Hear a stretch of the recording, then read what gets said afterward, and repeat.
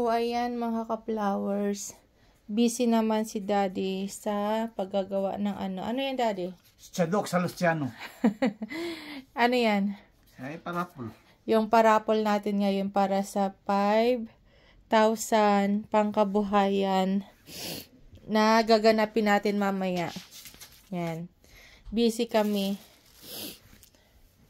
Ito na yung mga names. Yung iba, ito na yung mga names. Tapos, i-double check ko pa yan siya mamaya. Si Daddy ang taga-sulat. Mag-say hi ka muna, Daddy. Hello. Daddy, ano ang masasabi mo? Okay lang, bakit pagod basta makatulong. Hindi, anong mapapayo mo sa mga mananalo mamaya? Good luck. Hindi, ano? Ano? Sana yung manalo, inegosyo nyo, palagawin nyo para maging masaya tayong lahat. Oh. Huwag nyo anahin na malugi dahil para din yun sa pagkabuhayan ninyo. Oo. Good luck. Good luck. Yan, sa mapipili po mamaya para sa raffle natin. Yung iba po, nilista ko na lang, hindi ko na vlog or na reels. Kasi, kahapon, medyo masama yung pakiramdam natin after work. Pagod ba? Iba kasi yung, iba talaga yung trabaho sa malamig na lugar. Pagkatapos ng trabaho, kumbaga, pagod yung nararamdaman. So, ito na po yung mga name nyo ng mga kasali. Ang kasali natin is parang nasa 90 to 100. Tapos isa lang.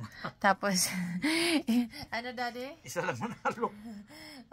Isa lang yung manalo natin tonight. Pasortihan na lang talaga and good luck. And sana, pag ikaw yung napili, hiling ko lang is, palaguin mo. Huwag mong hahayaang malugi. Kasi pag nalugi, ako yung unang masasaktan. Kasi alam nyo ba kung bakit?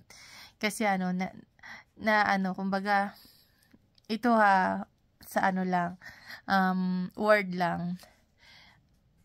Tinatry ko makatulong sa kababayan ko na hindi ko kamag-anak. O sa pagsisikap ba, sinishare ko yung blessings namin.